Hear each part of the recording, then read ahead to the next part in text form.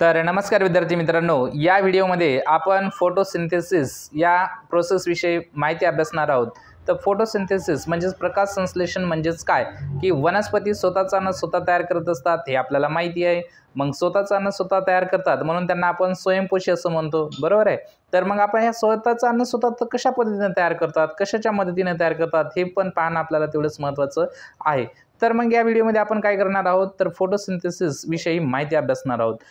वनस्पती आपल्या मुळाद्वारे जमिनीतील पाणी आणि क्षार ह्या शोषून घेतात। हवेतील कार्बन डायऑक्साईड आणि सूर्यप्रकाश आणि त्यांच्या पानामधील जे काही हरितलवके असतात त्यांच्या मदतीने स्वतःचा अन्न स्वतः तयार करत असतात आणि ते पानामध्ये साठवून ठेवत असतात। आणि हे अन्न